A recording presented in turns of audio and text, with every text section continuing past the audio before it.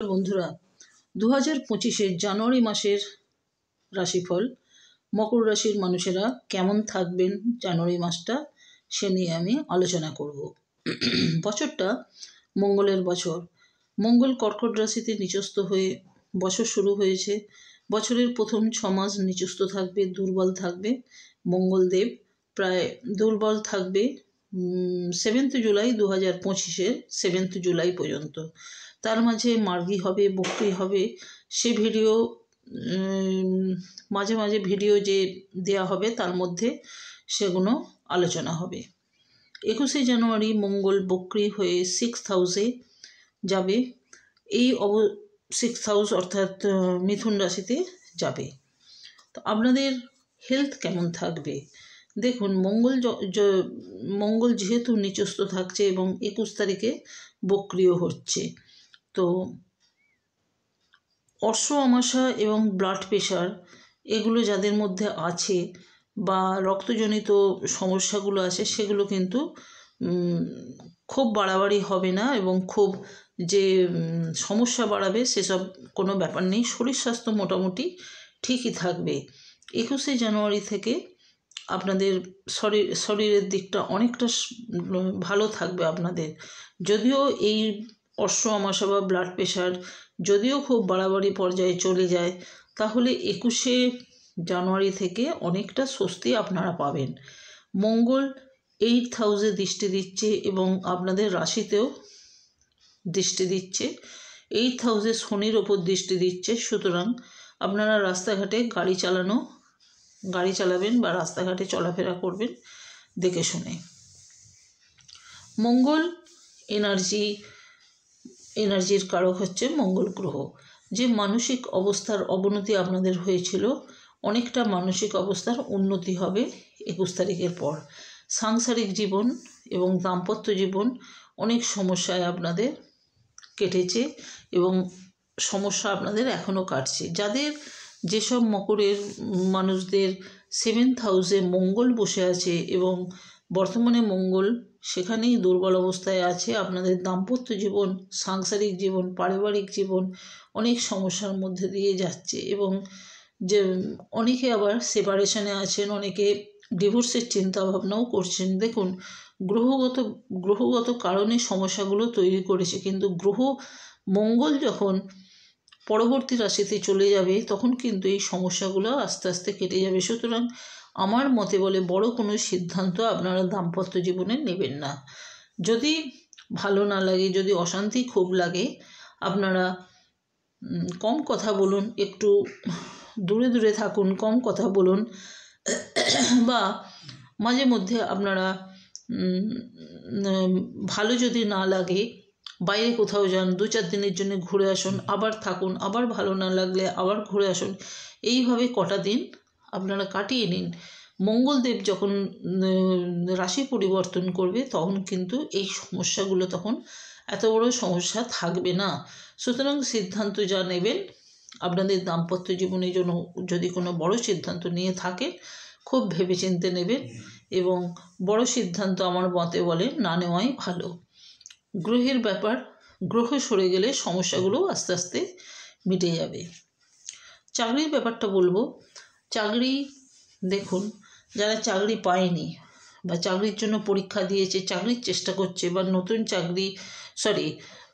চাকরি হারিয়েছে, নতুন চাকরির খোঁজে আছেন, সময়টা খুবই ভালো যাচ্ছে আপনাদের। চাকরি অবশ্যই পাবেন, আপনারা চেষ্টার মধ্যে থাকুন, চাকরি পেয়ে যাবেন। তবে সময়টা খুব ভালো হচ্ছে 29শে মার্চের পর। চাকরির সমস্যা থাকবে না। সরকারি চাকরির কথা আমি বলছি না। সরকারি চাকরি কুষ্টি না দেখলে, আপনাদের জন্মছক না দেখলে সরকারি চাকরির কথা বলা যায় না।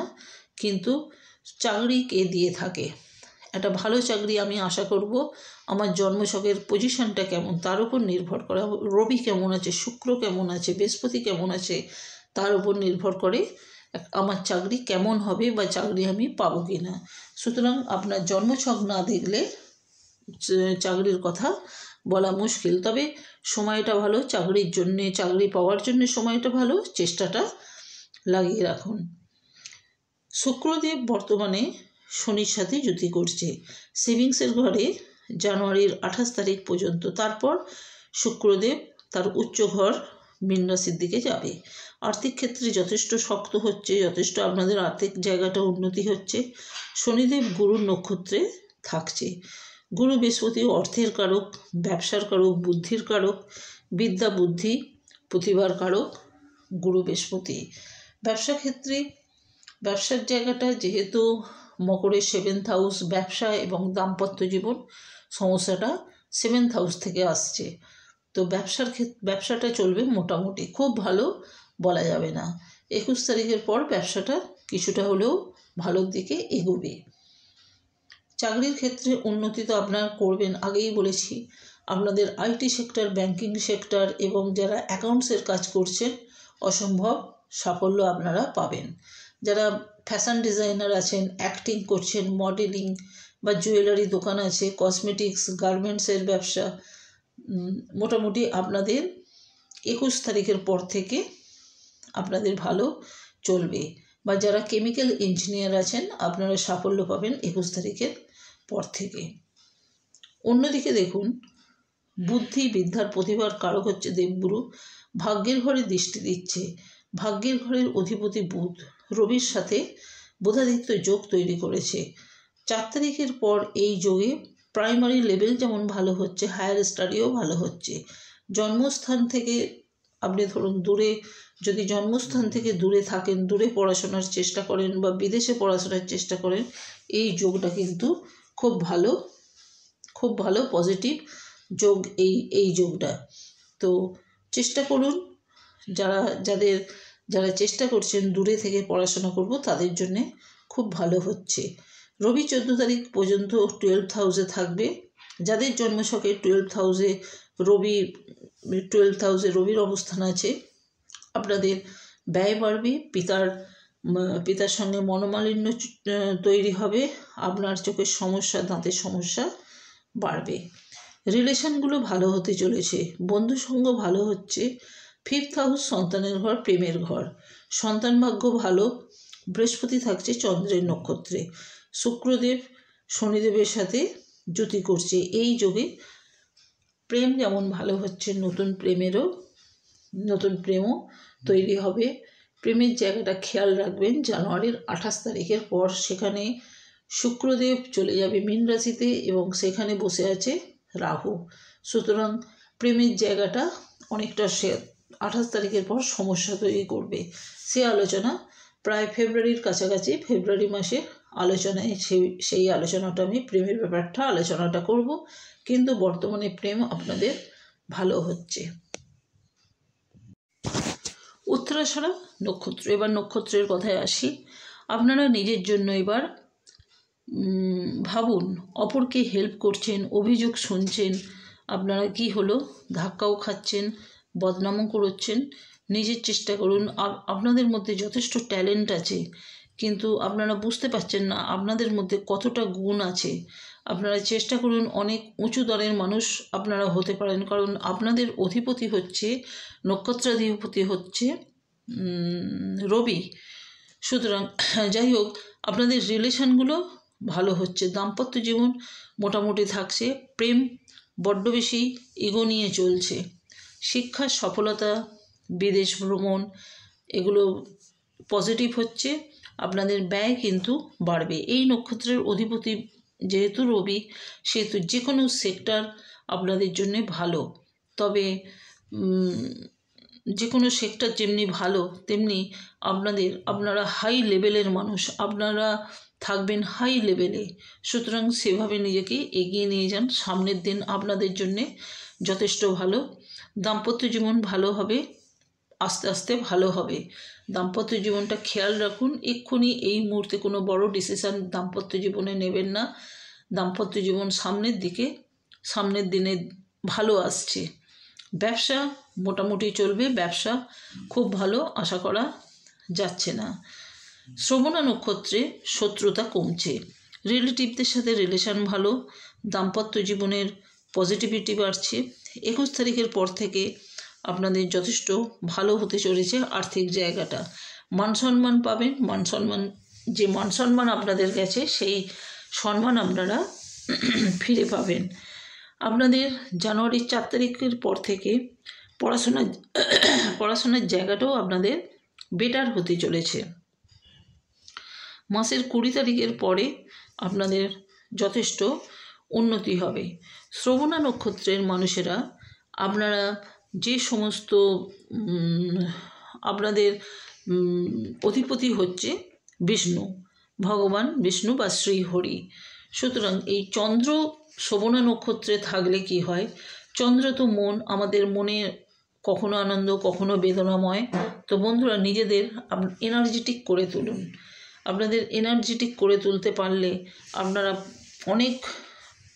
অনেক সামনের দিকে অনেক এগোতে পারবেন। পজিটিভিটি, এনার্জি, পজিটিভ চিন্তাভাবনা নিজেদের মধ্যে রাখুন। এই নক্ষত্র হচ্ছে মিডিয়া রিলেটেড নক্ষত্র। বর্তমানে যত মিডিয়া সেক্টর রয়েছে,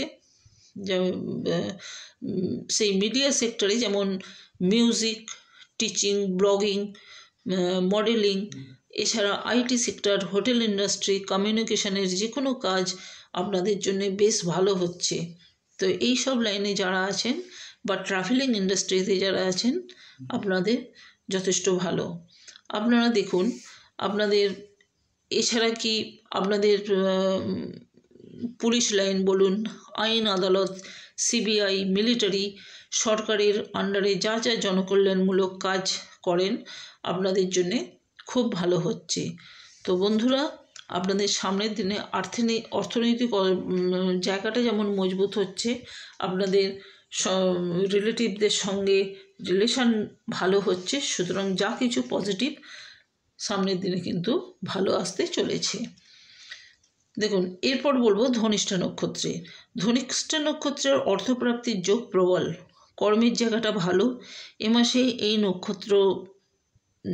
নক্ষত্রের যথেষ্ট ভালো হচ্ছে, পড়াশোনার দিকটাও যথেষ্ট ভালো হচ্ছে। এই নক্ষত্রকে রুল করছে মঙ্গল, ভীষণ পাওয়ারফুল এই নক্ষত্র। আপনারা দেশে যত না উন্নতি করবেন, আপনারা বিদেশে থাকলে আপনাদের যথেষ্ট উন্নতি আছে। এই নক্ষত্রের আপনাদের কি হবে, যেহেতু মঙ্গলদেব অধিপতি, সুতরাং আপনাদের এনার্জেটিক করে তুলতে হবে। যত এনার্জি বাড়াবেন, যত মনের জোর বাড়াবেন, আপনাদের আসল কথা হলো নিজেদের অ্যাক্টিভ করে তুলুন। আপনাদের কি হচ্ছে, এই নক্ষত্রের সিম্বল হচ্ছে ঢোল, তবলা, বাঁশি। তো আপনারা নিজেরাই বুঝুন, সুরলয় ছন্দ নিয়ে হচ্ছে আপনাদের কাজ।